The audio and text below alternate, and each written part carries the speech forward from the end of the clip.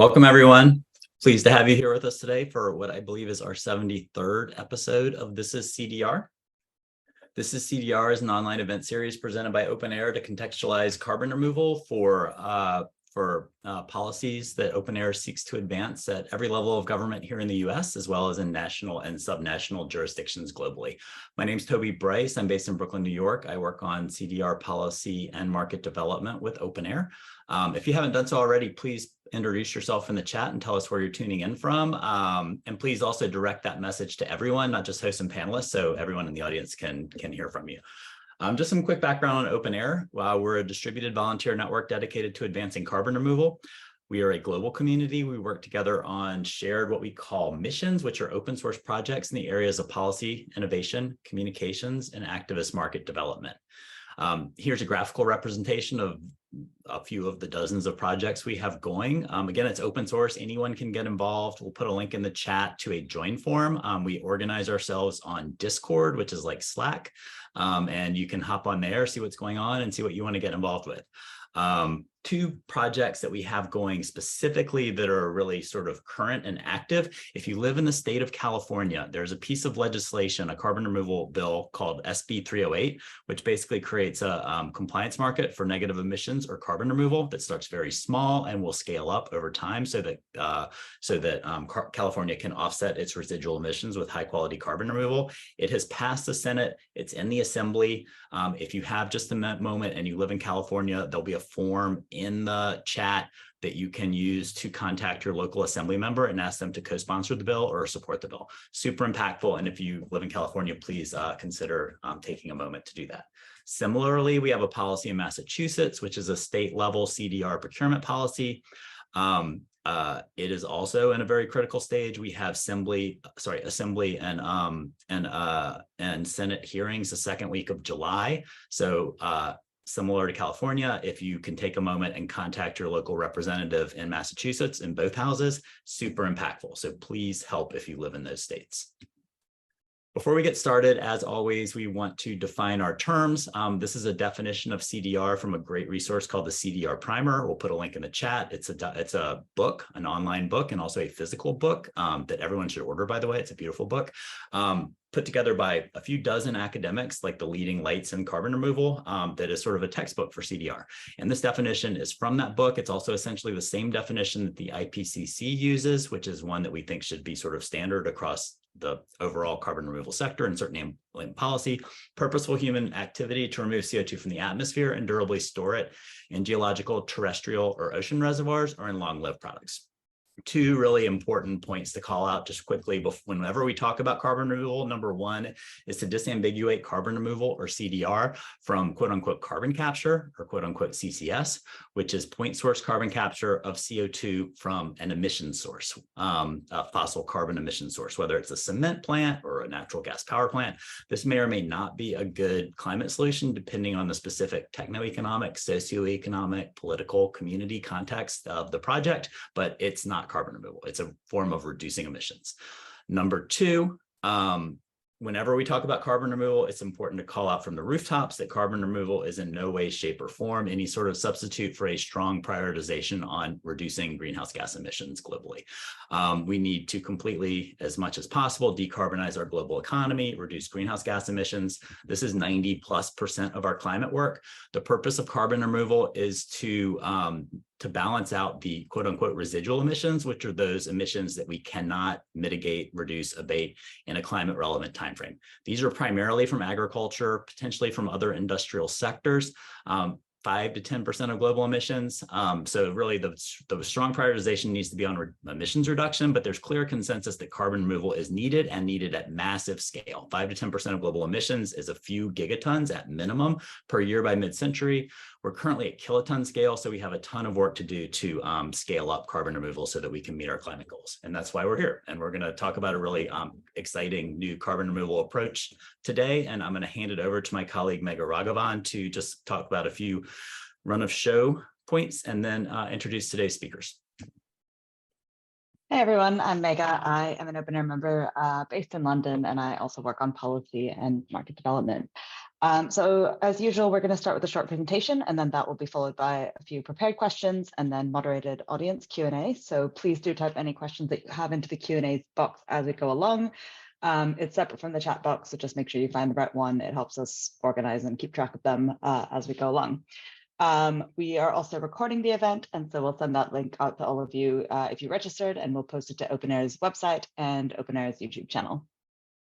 So this week on This Is CDR, we're very happy to welcome Arbor CEO Brad Hartwig and CTO Andrés Garcia-Clark to present and discuss the company's novel, compact, and modular BiCRS process.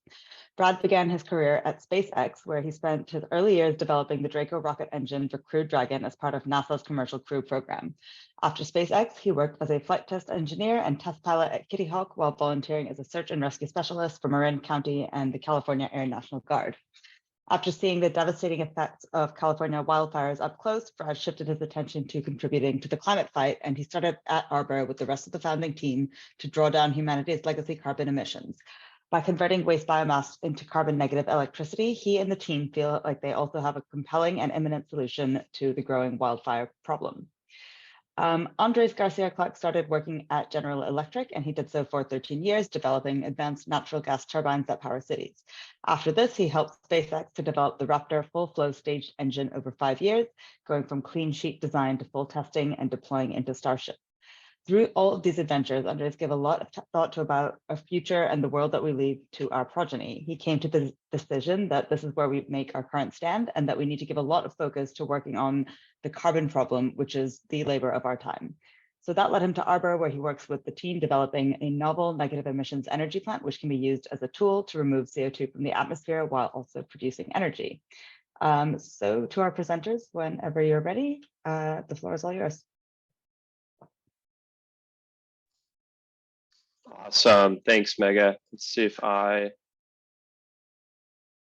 you able to share? It says unable to start video. Okay, hold on.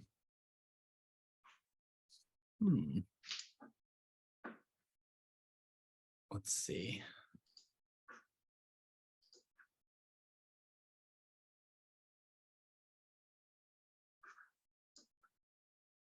There you go. Awesome. Sweet. Well, thank you so much, Mega and Toby, for the introduction. And I'm happy to go quickly into my personal background, but I also want to, kick off our presentation. In the meantime, I think Mega gave a great personal background, but just to add some quick context for me personally, growing up in California, we're based in Los Angeles, California, just south of LAX. And I grew up in Northern California in the Bay Area. And so the wildfire problem was very close to home for me, and I think most of us that live here. And yeah, as Mega pointed out, spending time in kind of forest environment in the wake of wildfires through some of the search and rescue work I was doing, we would go in as kind of an extension of the fire service and do sort of cleanup work in the wake of those wildfires. And I think that was, for a lot of us, some of it is a string of events that eventually pushes you into the climate space. And that was the case for me, but definitely spending time seeing, very visibly the effects of wildfire, and especially in recent years, these mega fires was very, just kind of eye-opening for me. And I think at Arbor, we have a very exciting approach to not only draw down humanity's legacy emissions, but as Mega pointed out, be a key solution to California's wildfire problem. And so I'll start just with introducing what we're doing, which is it sounds this is a pretty informed audience. So we are doing a BiCRS concept. The key to BiCRS in general is only using waste streams that fall under the category of do no harm. And so taking feedstocks, things like forestry waste, agricultural waste, municipal solid waste, and using that really as the input to whatever your carbon removal solution is. And at a planetary scale, we've seen that this has the capacity to remove somewhere between 5 and 10 billion tons of CO2 from the atmosphere every year. And so in every pathway, we've assessed, and same with the UN, BiCRS is really kind of the bulwark or foundation of carbon removal at gigaton scale. And that's primarily just from a thermodynamics perspective, given that you're letting plants do the hard work of scrubbing CO2 out of the atmosphere. And then you're just processing that carbon into a form that you can durably store. And the way that we're approaching this is we're taking a playbook out of our days doing rocket engine technology development. And we found a way to apply that same technology to processing waste streams into what is ultimately a pure stream of supercritical CO2. And supercritical just means that it's basically it's already at the conditions that you need for deep geologic injection. So we are, unlike some other pathways, we are going directly into class 6 wells with the CO2 for permanent geologic storage. And we're seeing that as just kind of the gold standard for permanence. It's like 99.1% retention rate after 10,000 years. So this is extremely, permanent CO2 storage. It also does allow you to claim some of the 45Q tax credits and other incentives that help bring you down the cost curve for how much it costs to remove CO2 from the atmosphere. And so this is just obviously a very simple diagram of how the process works. We are taking organic waste streams, we're feeding it into our power station, what we kind of think of as like a vegetarian rocket engine. But the notion is we take the carbon out and we store that permanently as CO2 underground, but we are doing a staged oxidation process that is exothermic. And so it does produce a lot of heat that we then convert into power through a supercritical CO2 power cycle that we're developing in-house.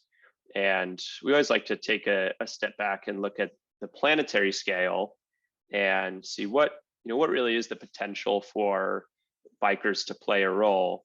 And of course, the Lawrence Livermore National Lab has done a ton of great work kind of mapping that space out. But we look at the Keeling curve, which, in general, everyone knows that CO2 levels are going up and to the right. But I think what's pretty interesting to note is that there's tremendous seasonal variation to that. And it's actually 7 to 8 parts per million that the planet basically scrubs from the atmosphere during the spring and summer months. And so you get this huge drawdown of CO2. But naturally, once you get into fall and winter, that material, it dies, decomposes. All of that carbon gets reoxidized and returns to the atmosphere as CO2. And so really what we're doing is we're trying to interrupt that process where we let the planet draw down huge amounts of CO2, and then we just interrupt that process before it can release the CO2 back into the atmosphere. So you can kind of imagine, in a complete, if you were to take this all the way, you would have basically a steep sloped line that is basically just the planet pulls in carbon in the spring and summer months.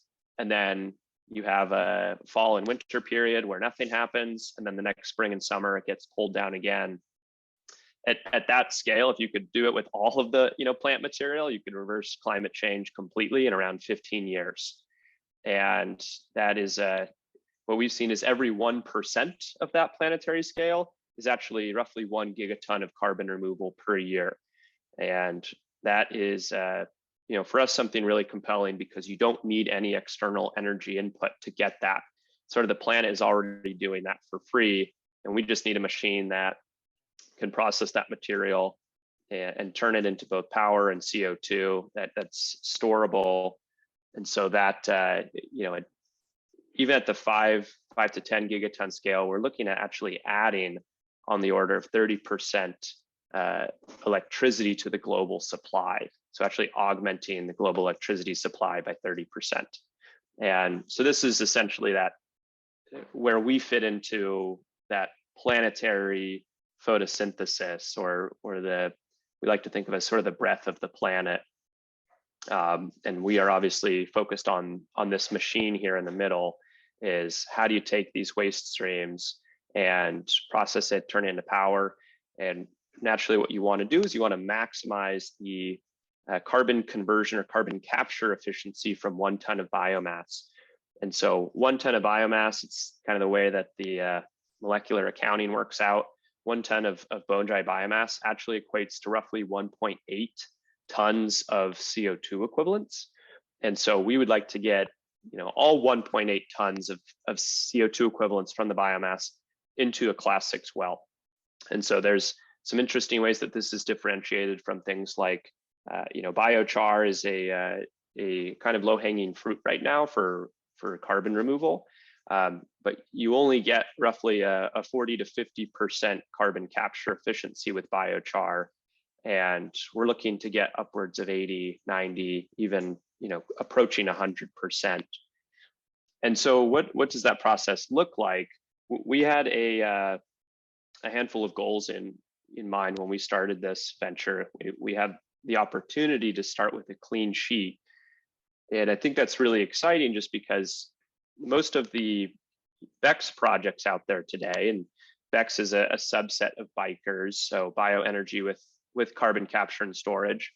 But those technologies are premised more from a project developer's mindset, where you're taking off-the-shelf existing technology and putting together a system that is, imagine a traditional boiler where you're shoveling biomass in or conveying it in on conveyor belts.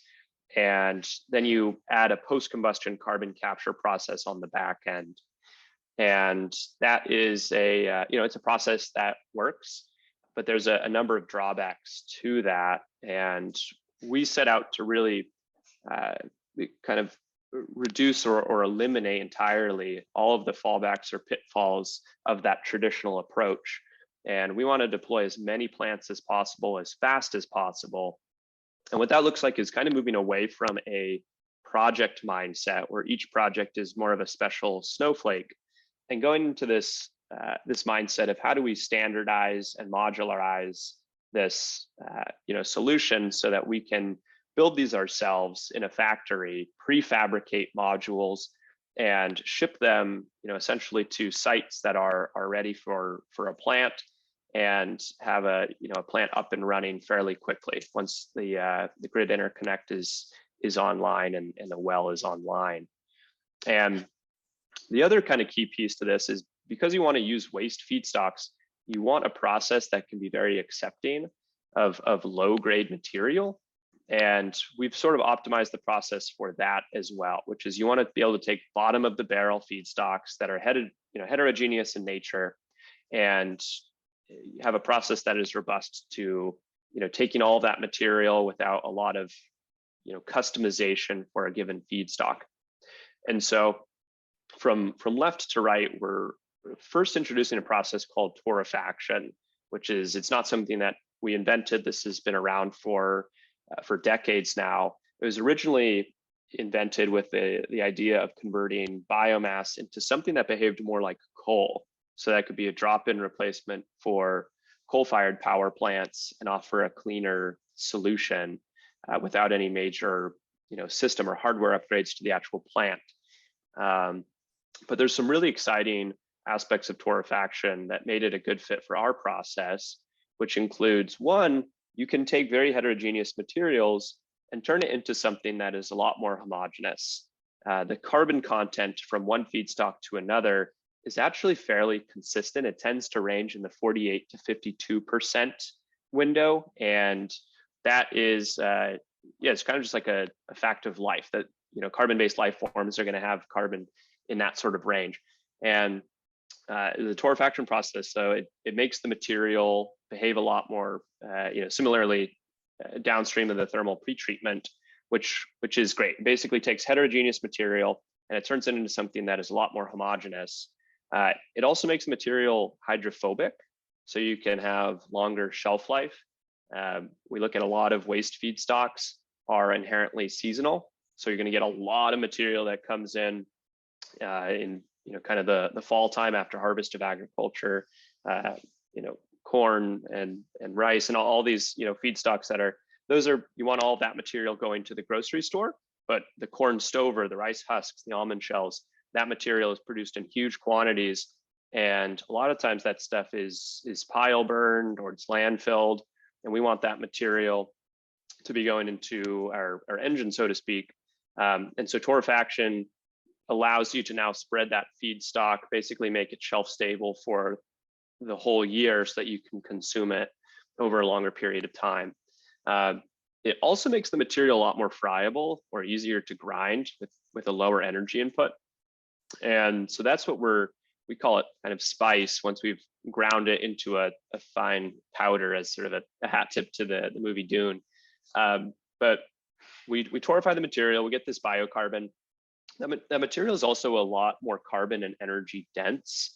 And so what we're looking at is a more distributed torrefaction process where you're doing torrefaction, closer to where the biomass is. So you drive off a lot of the water content, you make material which can often be, fluffy or low density, and you're turning it into something that is now, highly carbon and energy dense.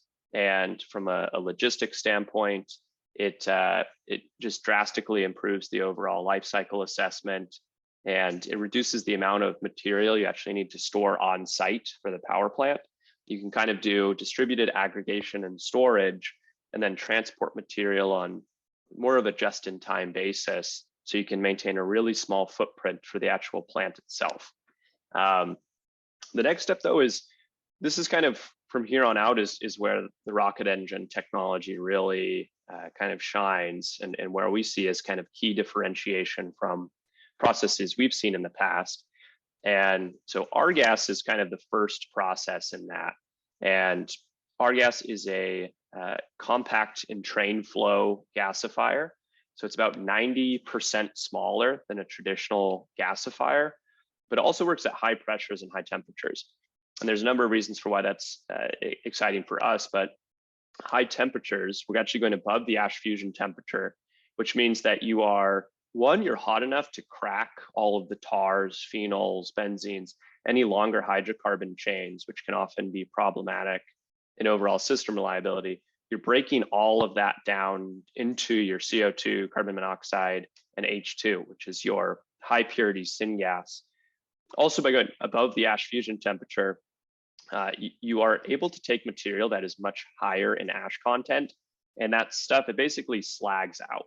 It becomes molten, almost lava you could think of, which we then quench, and that falls out as these smaller inert aggregates. And we're discussing there's options to use that in road construction. There might even be ways of returning that material to, say, the farm, where you can have the nutrients basically go back to the farm or the forest. But in general, you are taking low-grade feedstocks, you're doing this torrefaction process, and now you're doing this high-temperature gasification process, which renders a really high purity syngas from really low-grade waste feedstocks. Naturally, to do this, we're doing this with oxygen, so that you're not introducing any nitrogen into the system. And we then basically complete the combustion process. We do a stoichiometric oxycombustion of that syngas to get what is just pure CO2 and water. So we basically do gas separation up front by separating oxygen from air, and then we do oxygasification and oxycombustion, so that your products from that overall thermal oxidation is just CO2 and water. And we generate power from that material, or from those combustion products, and then it's much easier to just condense out the water and have a pure stream of CO2 that's ready for direct sequestration. And I think it'd be good for Andrés, as one of our primary engineers from the Raptor program and our chief technology officer. Andrés, I don't know if you want to give any insights onto kind of why this approach and why it's exciting and how it overlaps with some of the work you did at SpaceX. Yeah, 100%. Why are we reinventing the wheel here, right? So what happens normally in these biomass plants, you have, they normally tend to be boiler cycles, right? You have a big boiler and a steam turbine. But for my days at GE, used to work a little bit on that. And these machines tend to be pretty big, especially because you have, vapor that has big volumes. And it tends to require a lot of civil engineering and a lot of, it takes a lot of time to build these plants, because the supply chains are hard, right? For this big forgings, big housings for the machinery. And what we said, okay, look, how do we deploy this at scale quickly, compared to what somebody just approaching this from a project perspective only would look like? And we came to a supercritical CO2 power cycle, right? And this has been it's been a very lately it's been an interest in the turbomachinery fields, because it kind of provides for a very compact, high power dense cycle, akin to a turbo pump in a rocket engine. And so what you see is, just to put it in perspective, for our demo plant, I'm going to show you, this is one of the pump components of the main cycle. It's about this big, and it's basically a turbo pump in a rocket engine. Kind of operates with this impeller. But basically a big part of the cycle is this. It's going to be this machine for a 3 megawatt cycle that takes out 60,000 tons per year of CO2 using this approach. We can build this, we can 3D print this, we can do a lot with this. Once we scale up to the 20 to 25 megawatt, that's where we're going. This doesn't do 10x or whatever. This scales up to about this big, right?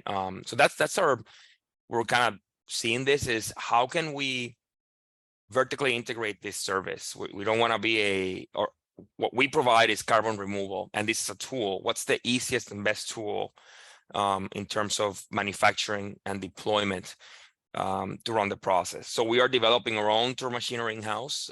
We did this, a lot of the team that's here helped develop turbomachinery for big power generation companies, aviation, and also space propulsion. And we're kind of joining that with the gasification process. And what happens is, in the oxy-combustion system, you take the oxygen, pure oxygen from the air separator unit, which is, that's done normally. We're actually working with them in how to make them modular. We're starting these conversations with them, with the companies that provide them. And you finish the oxidation, right? You're basically what you're doing is you're quickly trying to do what the earth normally does. Biomass that falls out of the tree or out of its waste from an agricultural process will oxidize and go back to the atmosphere as CO2. What we're doing in steps here, right? First to crack it, get the gases out of the gasifier, and then using the oxy-combustion process, you're taking pure oxygen and combining it with that syngas that comes from the cracked biomass, if you will. That gives you heat, pure CO2, pure water. And you run that through the supercritical cycle, which again is going to be very power dense, high pressures. That's why it's supercritical. And you generate power with that. And at the end, the cycle, there's a loop of CO2 that recirculates within the cycle.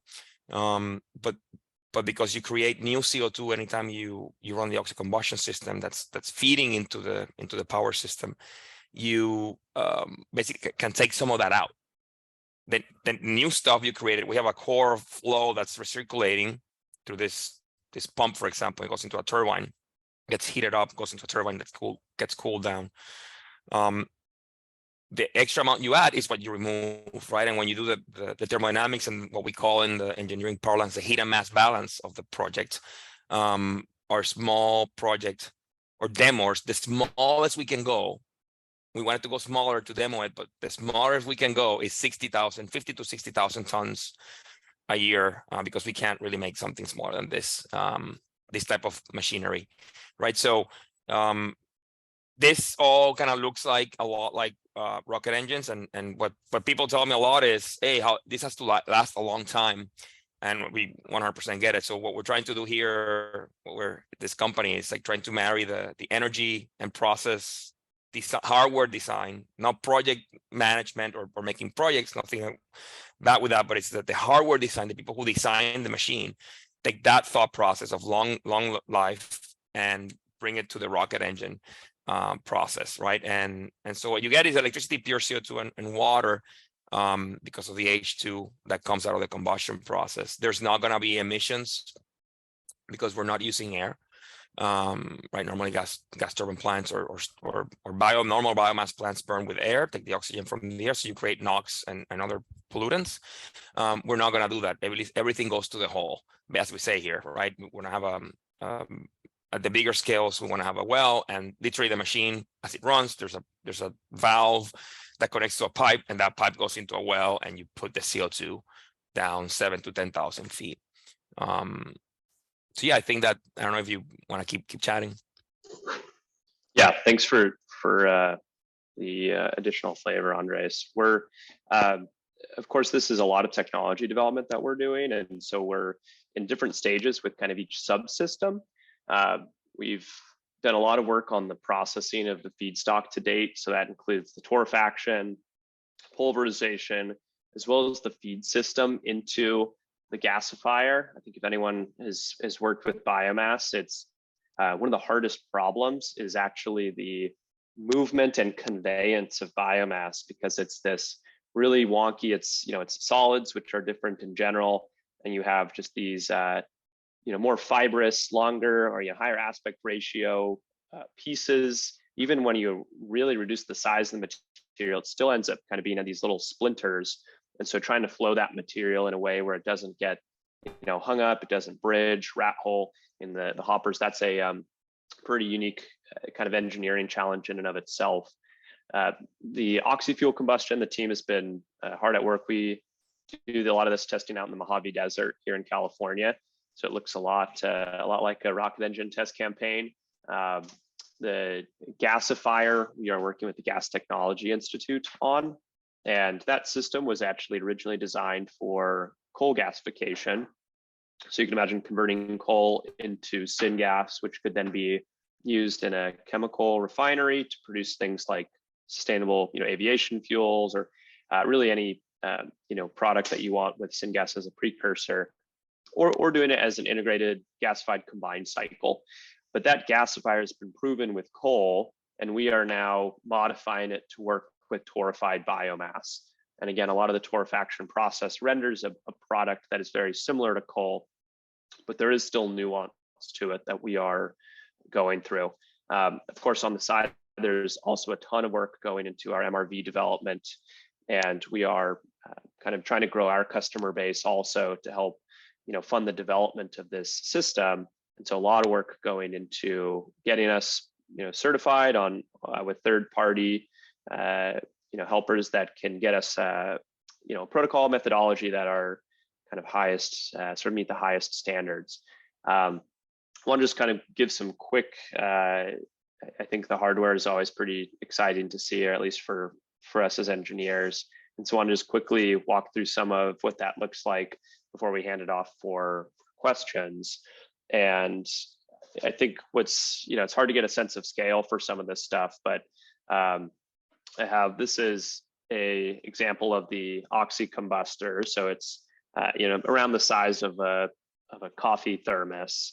And we've actually looked at, if you were to put a nozzle on this and expand it to ambient, like you would with a rocket engine, it actually produce on the order of 20,000 pounds of thrust, or enough to put like 3 elephants into orbit.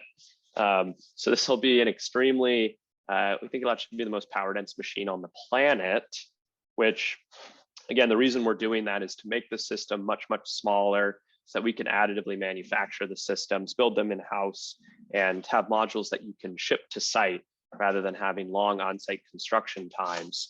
And these hardware, it's not just a lot of work designing the component itself, but you have the entire test site, all the infrastructure that is needed to basically support those tests. And so this is just some of the hardware we've been working on in order to activate the test site. So on the left, this is a recuperated Brayton cycle. That's how a lot of these supercritical CO2 cycles work. A lot of the heat transfer actually occurs in the recuperator, higher heat transfer rates actually than in the combustor itself. And for a test stand, without having the loop where you have this core circulating flow, that takes a lot more work to get to. So we'll be doing that kind of more next year. But we are operating in a blowdown method, and so we had to built a heat exchanger that could provide ridiculously high heat transfer rates. So you can actually see this is a heat exchanger we built ourselves, and the way that we were able to get high enough heat transfer rates was actually integrating 2 jet engines into these basically heater jackets. So you have a coil where you have subcooled liquid CO2 going in one side, and then you have hot jet engine exhaust that is going over the coil. And so a split second later, you have that liquid, subcooled CO2, eventually a split second later becomes hot supercritical CO2, which then goes into the combustor to kind of balance out the heat mass balance, to Andres's point. And so this is the Mojave test site out in the desert that we built up and are leveraging for our testing. On the right, you can see an oxy combustor unit of ours that is firing. That's actually just ignition testing. So an interesting part of these systems is how do you actually ignite? How do you start the flame essentially when you are bringing the power cycle on essentially? And so that's ignition testing to the right, is just practicing starting, the whole startup sequence for the plant. And then this is what oxy-combustion looks like. So this is gotten questions like, are these photos fake? No, this is actually real hardware firing in the desert. And we've actually continued to improve the performance of the combustors. So when it's operating at full stoichiometric, the combustion is actually, it's so clean that you can't actually see a plume at all. And so we're actually working on having some IR cameras out there so you can see, you have video and you don't see any plume at all. And then when you overlay the IR camera, you see, oh yeah, this is, it's on and it is firing at full pressure. And we are at the same time, this is kind of the SpaceX mentality, we're doing technology development, but at the same time, we're working on developing our first project. Our demonstration project will be in between Sacramento and Lake Tahoe. We've partnered with the Placer County Water Agency, which is a water utility that provides fresh drinking water to the region, but they also are responsible for maintaining the American River watershed and managing it for basically wildfire reduction, risk reduction. So they end up treating a lot of those lands and they create a ton of forestry waste. And so we are taking that material, essentially disposing of it by running it through our BiCRS machine. And we're going to provide behind the meter power to them to run the pumps, to purify water for the community. And then we're upgrading their grid interconnect so that we can go directly into the grid whenever they don't need power. But this machine will be removing on the order of 50 to 60,000 tons of CO2 from the atmosphere, from on the order of 30 to 35,000 tons per year of bone dry biomass. And then there is the byproducts of the system, as Andrés mentioned, there are no on-site emissions. The torrefaction process does have emissions, and we can chat about that more, but we are looking to do some capture of even those emissions. But the core power cycle itself doesn't produce any emissions at all. There's no smokestack. And so your only byproducts are fresh water. And then the ash constituents that were in the biomass, that it does slag out and you're left with these small inert aggregates or rocks basically. And that is material that you either have to truck, you normally truck it to a landfill, but we're chatting with some groups from UC Davis. There's, Caltrans is interested potentially in using it for road construction if we can show that it is safe. But then there's also maybe later an opportunity to basically extract the nutrients out of that slag and return it to farms and forests. But we are relying on downstream partners for doing the actual CO2 injection. So we don't, at least near term, plan on doing the injection ourselves. We basically hand off the CO2 to a partner that can do the injection and post-injection monitoring. And we've been doing a lot of work in California, partnering with the broader forestry ecosystem. We see one of the largest levers you have in reducing California's megafires, and really megafires across the world, is doing active forest management. So reducing hazardous fuel loading in the forest, taking that material, and we think it's best to do something very productive with that material. It really helps pay for the activities in the first place. And so what we're looking at doing is taking this unmerchantable material, these forestry wastes, and turn it into something that can be an additional service to society, which in our case would be clean, renewable power that can be base load, and then also carbon removal at a massive scale. And so we are now partnered with the Department of Conservation, with the U.S. Forest Service, with CAL FIRE, as well as some universities, the Idaho National Laboratory. And it's as you can imagine, it takes a village to do a project in general. So doing a lot of community outreach as well. Placer County, at the county level and the community level, has been extremely sort of receptive to what we're doing, which is really exciting. We see a lot of these rural communities, one of their biggest concerns is the wildfire problem. And so we're hoping that we can offer a major solution to help these communities feel that they will have a home next year. So that's, I think, pretty exciting when you get to see other folks get excited about the work that we're doing. But that is us in a nutshell. And yeah, Toby, would love to hand it over to you for questions. That was really fantastic. And as I mentioned before we came on, I'm super excited about what you guys are doing, and this idea of a closed system, novel, modern BiCRS process using residual biomass as feedstock really is it's approaching an ideal CDR approach. That's super exciting to see what you guys are doing and your progress. One logistical question, we're kind of running a little bit late on time. Would you be able to stay an extra 5 or 10 minutes after the top of the hour? Do you have a hard stop? You can? Okay, cool. Yeah, I can stay. Awesome. So we'll, if people have to leave at the top of the hour, no worries, but we'll have the recording, and just maybe so we can get to a few audience questions and a few prepared questions. Excellent. So you answered a lot of the questions that we had emailed about with your presentation, which was great. One thing maybe to start with, just to recap, we've done, as I mentioned, we've done probably 10 or 12 BiCRS episodes. We've done a number of biochar episodes.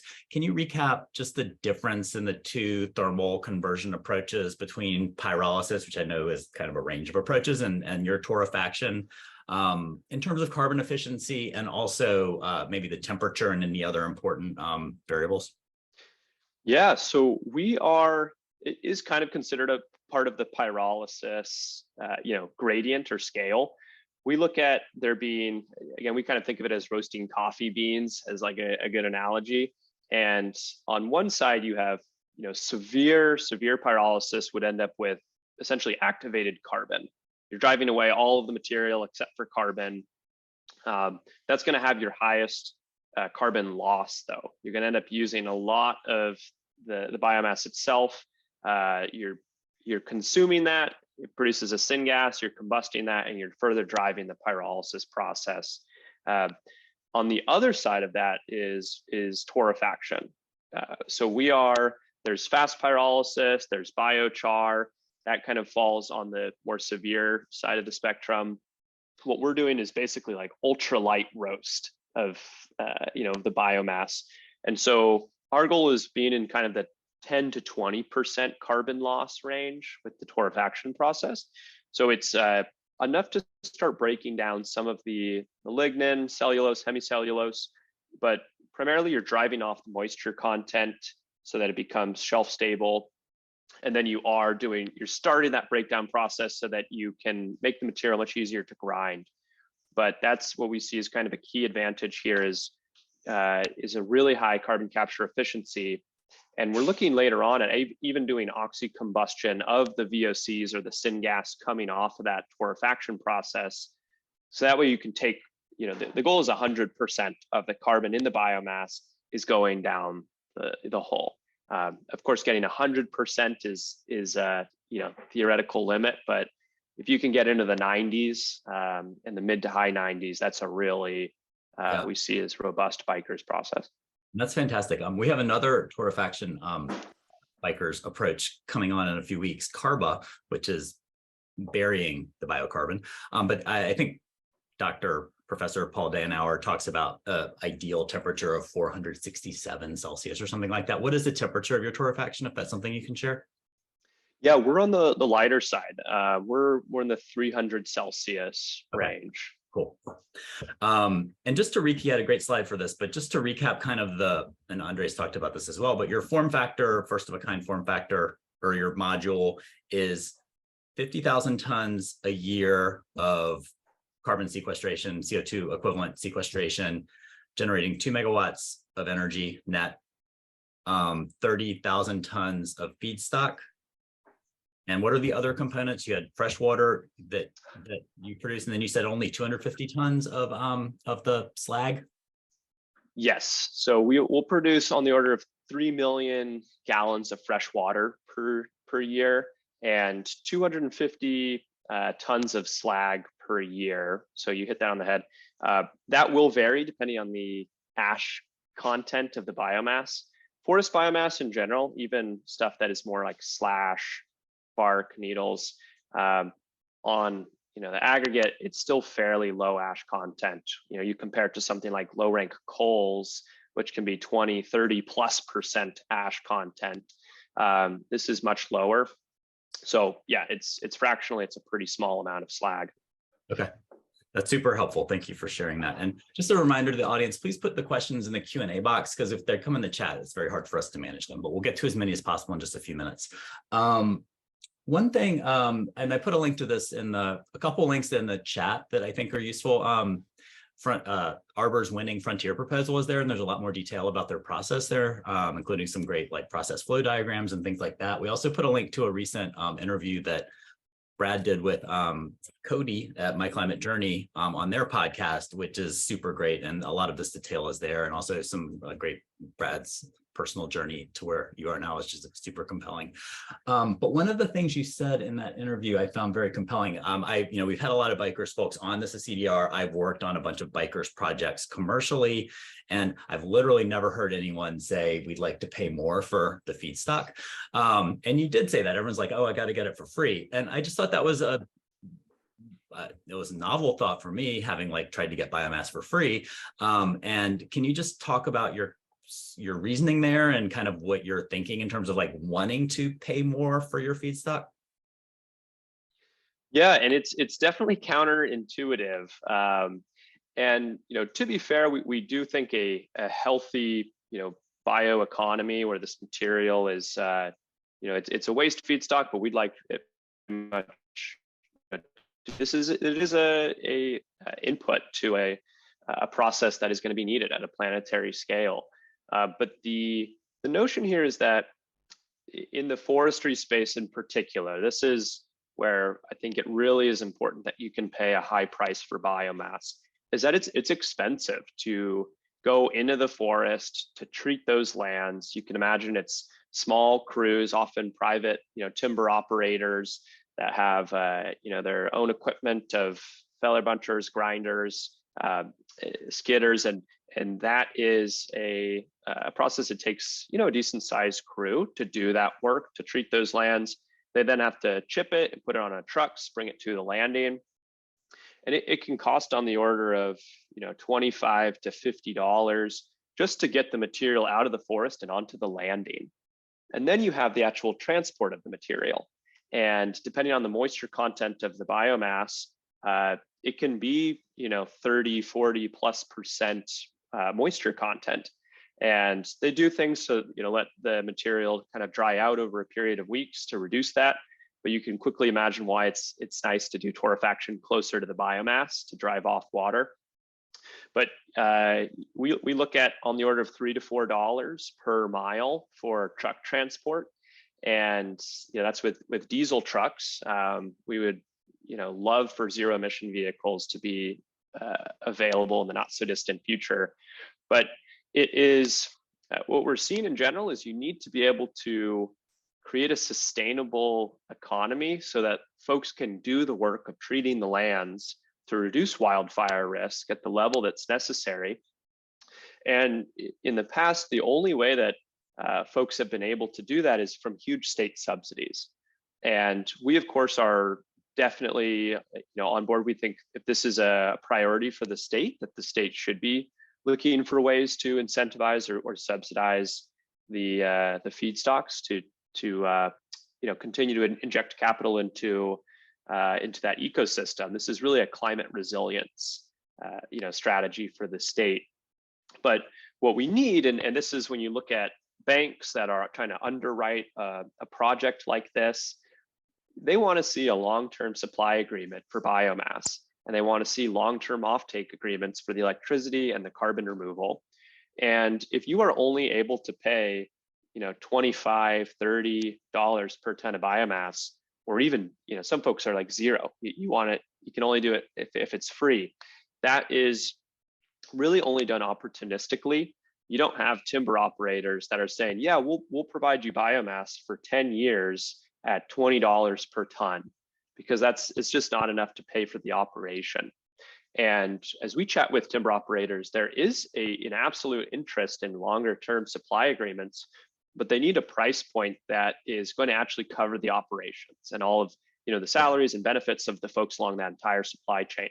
And so what we're looking is a paradigm shift in the forestry space, where if we can pay enough for a feedstock, we can just dramatically change how that supply chain operates, so that we could get long-term supply agreements and actually build out, that now the timber operators can staff up because they know that they have a set amount of work for the next 10 years. And as you build up that trust over time, we think there is room. The state would like biomass feedstock to cost somewhere in the $50 to $70 per ton range. And so they think long-term that they could subsidize to make sure it gets into that price range. But that's the most expensive stuff, is forestry. Ag waste is cheaper, MSW is free, or you can even get paid to take. That's super interesting. And I not a way I thought about it before. So I'm glad you're able to kind of outline. I just want to add one quick thought on that. Is how are we doing that? Just very quick, so that everybody's on the same boat there. When you do the economics of the plants and the rate of carbon sequestration per plant, and the way we're doing this is how we can provide that cost, right? Because our unit economics are pretty good at where we think the carbon prices are going to go, even $100 or sub $100 per ton numbers. And the fact that we produce electricity also helps defray. One of the things we like to think about is a rule of thumb is we want to use the electricity cost to pay for the electricity gains to pay for the biomass. Yeah, and you can cancel those two out. Yeah, if we can get there, and we have ways to get there, then basically it's free-ish, carbon removal in that sense. So this is because we can do 60, 100, 200, 500,000, those type of numbers of tons per year in a installation. No, I love that idea. It runs counter to my next question, but I love that idea. The two quick points, just follow on what both of you have said. Number one, we recently had Kodama on, which is also working on this problem, a fellow Frontier Portfolio member. So if you haven't seen that episode, Jimmy Voorhees and Sinead from Yale Carbon Containment Lab did a really great job kind of talking specifically about this issue with forest residues and like the challenge of centralizing them. Second really critical point, and Brad said this in his presentation, but it's really important to stress that the baseline counterfactual for this feedstock is effectively 100% pile burning. So like the climate benefit here is super clear, and that's a really important from a carbon accounting perspective, and also like in terms of understanding whether this is a positive climate impact. That's just a really important factor for everyone to keep in mind. Lots more questions, but I'm going to ask one more, and the OpenAir audience is going to love this idea, and it does run counter to like using your energy revenues to pay for biomass. But one thing that you allude to in your Frontier app is the complementarity with direct air capture, which I think people are going to love. So could you just talk about how you guys can like co-deploy with direct air capture and why that makes so much sense? I think that's just a really compelling idea. We can't go into details because it's something that we're very excited about, but we're developing. It's a future vision, but I'll put it this way, right? You can capture carbon with DAC, direct air carbon capture, like scrubbers we call them, using energy, and most of the energy used is heat to regenerate the sorbent base, whatever sorbent you want to use. One of the things we see is it's going to be a challenge for DAC companies at full deployment to really scale a lot because of thermodynamics, right? Even if the machine is free, you still need energy to run it, right? And that energy better be renewable, right? And when you do the numbers, you need, to truly solve the problem, you need another US grid just dedicated to that. That's the type of scale you need, just dedicated to the system. What we have here is a power plant, right? And the power plants, if you look at the thermodynamics, you go back to your thermo 101, exhaust heat, but we have carbon negative heat, right? So there is a way, we're talking about pairing those two processes, right? Where you have this power plant that generates power and some of the heat streams, and that's where the invention and the interesting development comes from, is how do you pair those two things together such that you can use some of this waste heat that normally would have been thrown away, like you don't have any use for it, to power the DAC system. So I can't go into a lot of detail on it, but in general, there is a growing interest within ourselves and other companies in that space to maybe leverage co-location or maybe, you know, other business models in that aspect. But if you think about it, that is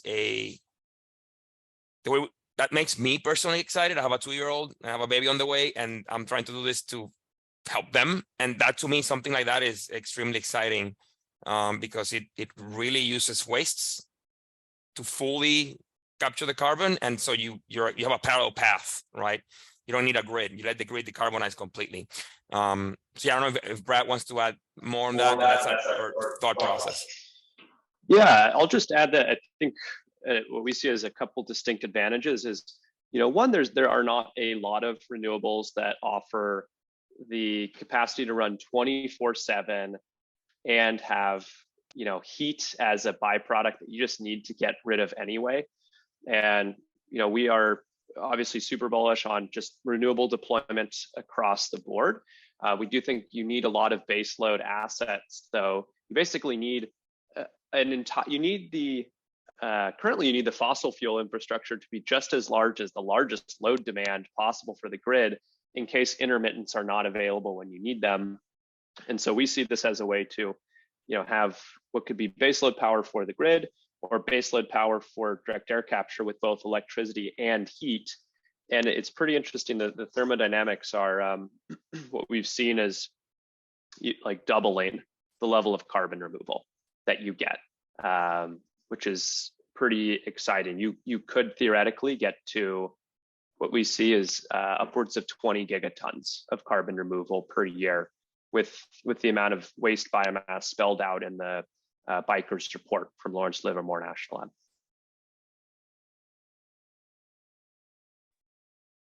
I think you're on mute now, Toby. Mute myself. Yeah, sorry if that was a bad question. It was based on public information though from the Frontier app. It's also interesting to note that Future, the recently closed Frontier pre-purchase app, lets the applicants keep much less public. Like there's only a small public part, everything else is private. So if you applied in the future, I might not have known that. But that's fantastic, super compelling, and could ask questions all day, but let's use the last 10 minutes we have to get through as many audience questions as possible, and then we'll wrap up before 10 after the hour. Thank you, guys. Cool. Yeah, we have loads. I will try to stick to the ones that got the most questions. So what happens to anything else other than the carbon itself in the biomass, like nitrogen, phosphorus? Is there any opportunity to do something interesting with recycling those, or what typically happens in the process? Yeah, we would in general want this to be a completely circular economy. So we see there as the primary constituents of biomass. The primary constituents in general, you'll have moisture, so water content is a key constituent. After that, it's carbon. On a bone dry basis, carbon makes up roughly 50% of the weight of the biomass. The bulk of the rest of it is oxygen and hydrogen. You will have ash constituents, then of course you have these smaller micronutrients in the material.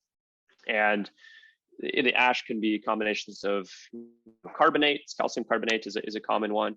And then you have the trace amounts of phosphorus, other often halides that a plant needs in small amounts just to grow.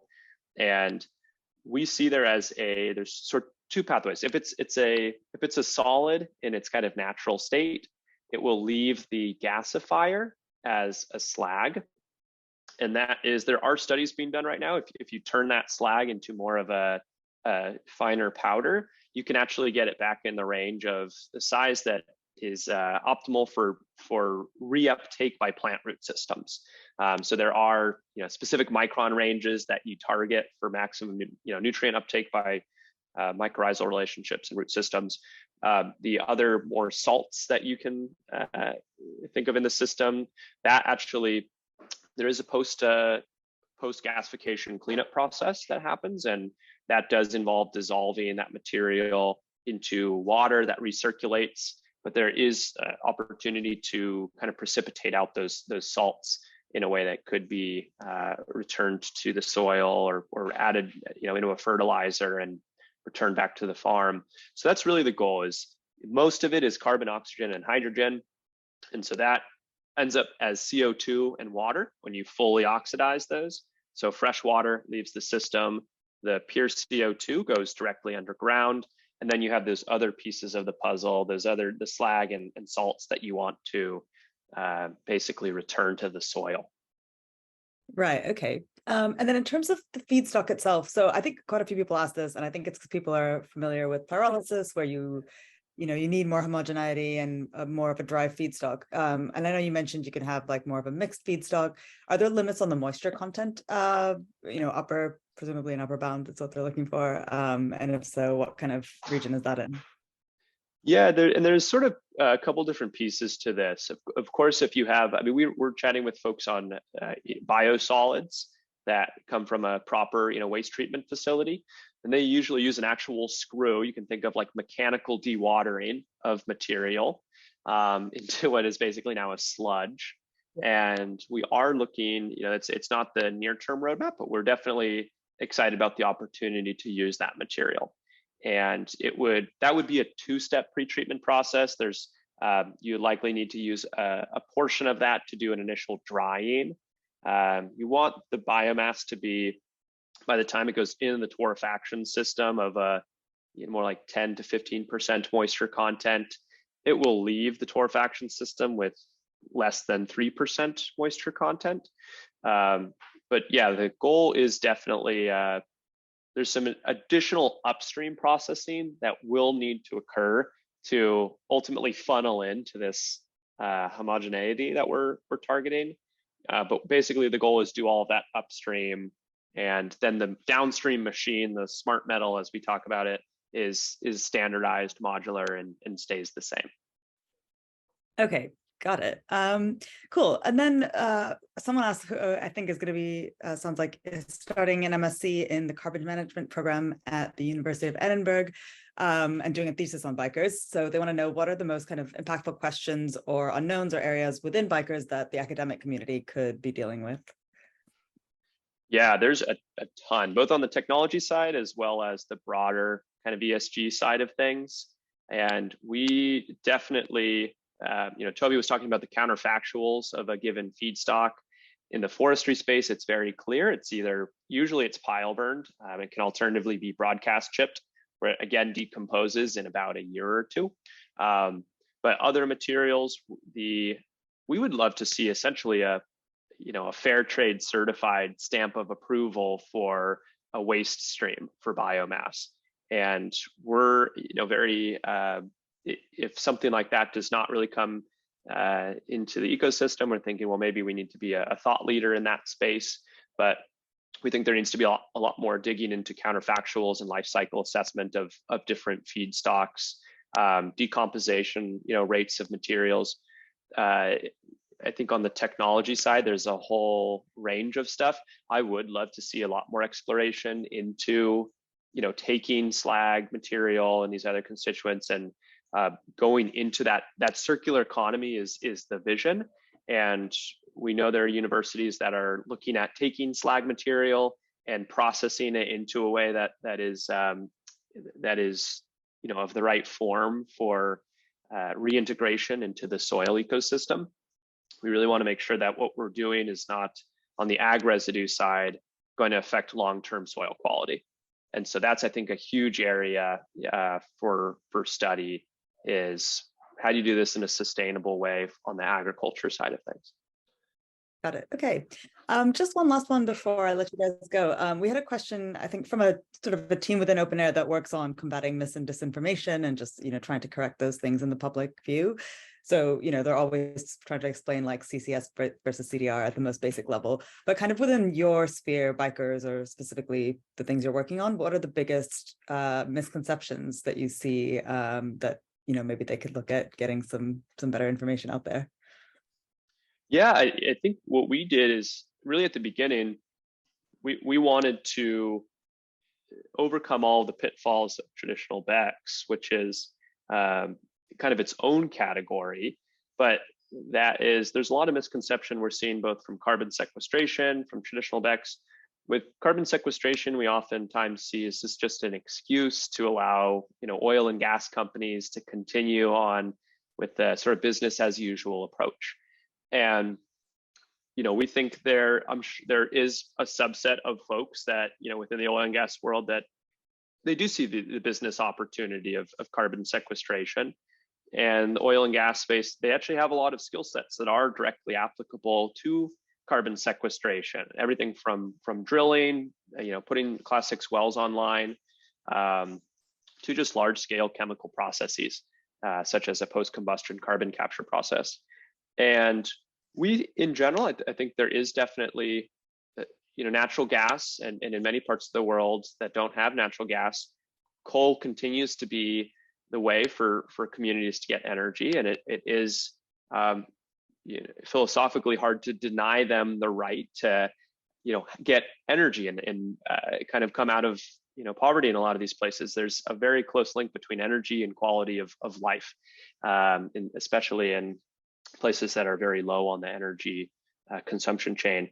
And so we do see there as being an important role for carbon sequestration. I think near term, if you could turn a coal burning power plant into a carbon neutral asset, it's a good thing, and we should do that if you can't replace it otherwise with renewables.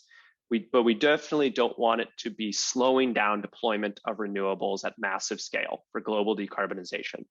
Carbon removal, on the other side, no matter how you slice it, and this is laid out substantially in the latest IPCC reports, but we need carbon removal at a massive scale.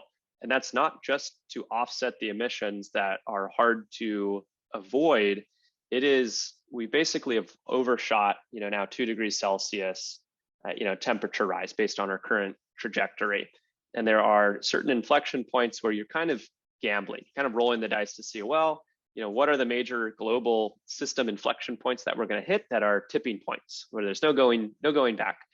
And what we see is we need to draw down as much of humanity's legacy carbon emissions as possible, as fast as possible.